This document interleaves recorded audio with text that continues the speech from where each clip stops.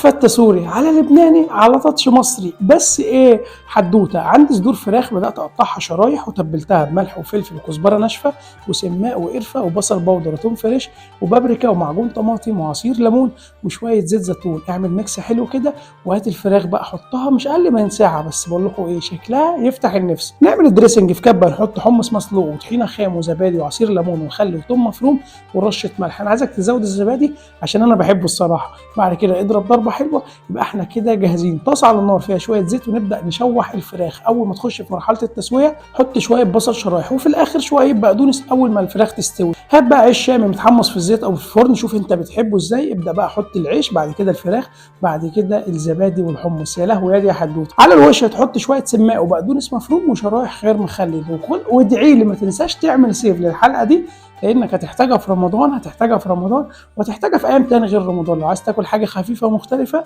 وهتعجبكم. نشوفكم في حلقه جديده، سلام.